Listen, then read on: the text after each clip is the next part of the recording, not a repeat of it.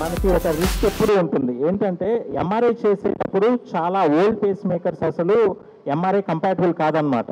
అంటే ఆ పేషెంట్కి ఎప్పుడన్నా బ్రెయిన్ స్ట్రోక్ కానీ ఏదన్నా ప్రాబ్లం వల్ల ఎంఆర్ఐ చేయాలి అన్నప్పుడు పేస్ మేకర్ ఉన్న పేషెంట్స్ ఎంఆర్ఐకి చాలా ప్రాబ్లం వస్తుందన్నమాట.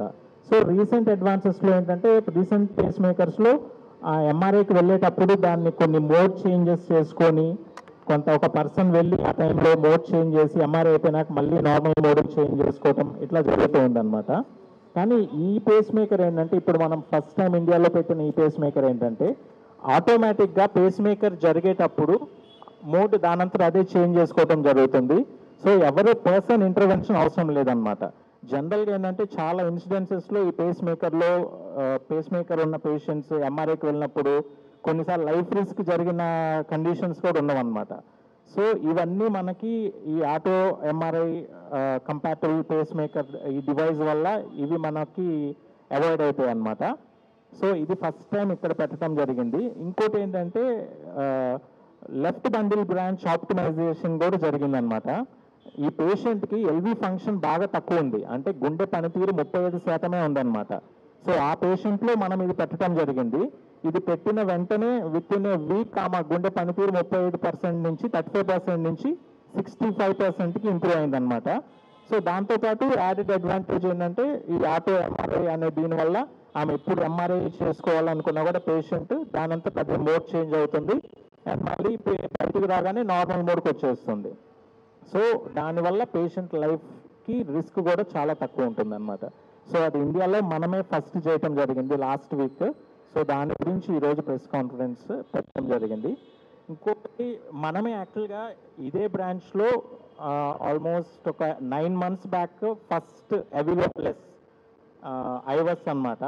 సౌత్ ఇండియాలో ఫస్ట్ ఎవిలో ప్లస్ అంటే మనకి హార్ట్ బ్లాక్స్ ఎట్లా ఉన్నవి, ఏ type of blocks, vessel size ఏంటి, అంటే ఒక పేషెంట్ హార్ట్ అటాక్తో వచ్చినప్పుడు ఆ బ్లాక్స్ ఏంటి, కాల్షియం ఉందా లేదంటే ఫ్యాట్ ఉందా, ఫైబ్రస్ టిష్యూ ఉందా అంతా మనకి ఆ మెషినే చెప్తుంది అనమాట.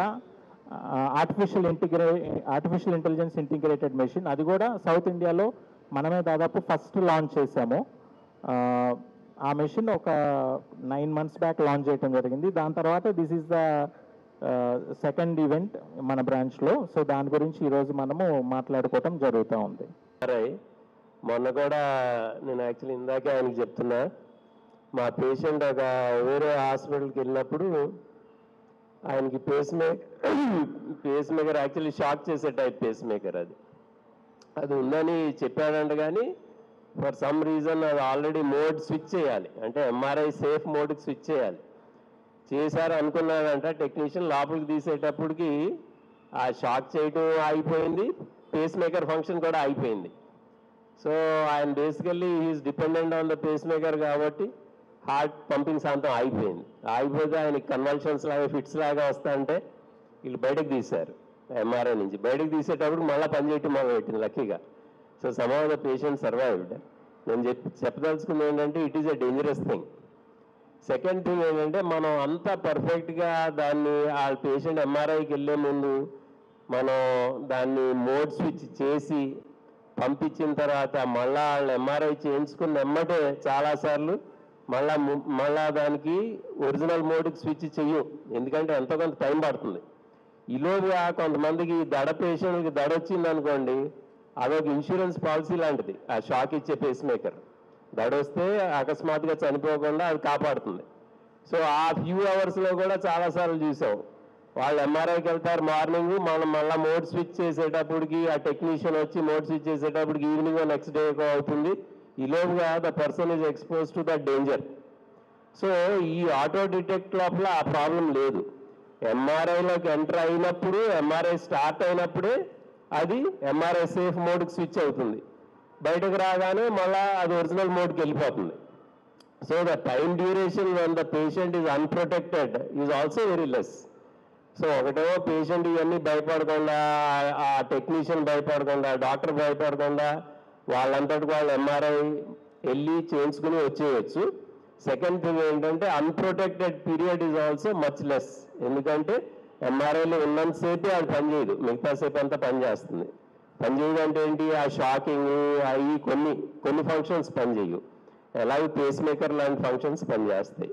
సో ఈ టెక్నాలజీ అనేది యాక్చువల్లీ ఒక చాలా valuable technology for every one. MRI చేసే వాళ్ళకి, పేషెంట్కి, డాక్టర్కి, అందరికీ కూడా టైం సేవింగ్ను సేఫ్టీ కూడా పెంచుతుంది. సో ఇది ఫస్ట్ టైం మనం డివైస్ అంటే ఈ పేషెంట్కి ఈవిడికి పంపింగ్ ఇంప్రూవ్ చేసే డివైస్ పెట్టాము.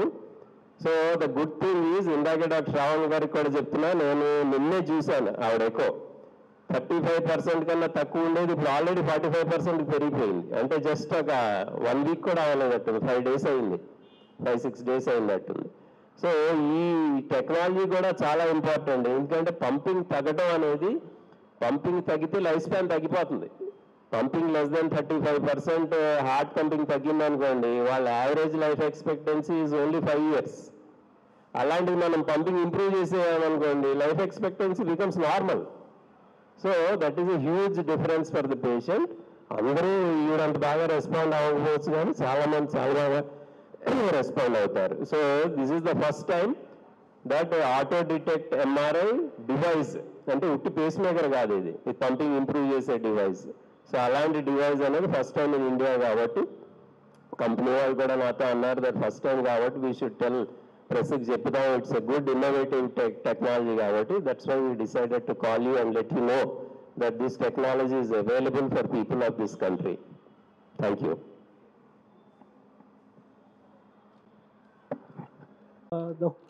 The V.S. Ramchandra Garu and the whole hospital team and the device manufacturers, everyone. So I like to share a few words, not much. So we are very afraid of our mother's situation because it's not, it's a sudden something. She's having some problems like breathing issues, I think from almost a year or more than a year. But so we went to many hospitals, honestly. And everybody is there giving medicines, and whenever she went to again and say the issue is not resolved, she is again giving a new medicines. So almost like a past 1 year or something like that, she is only on medication, and her condition has drastically come, I mean, before getting better, it is getting even worse. Let's say from 40% pumping to came down at almost 30%, this one. Time like we all lost our hope that we don't know what else to do. We already lost almost all hope, anything. And luckily, so we got one hope from Dr. Ramchandra Garu, that this pacemaker thing. And before going into operation also, they called us and they explained that there is a new technology which is coming. And for that we are very thankful. And the whole hospital team, and we are very happy that she is able to recover within a week. And honestly, not a week, the next day in operation, in ICU itself, she started walking.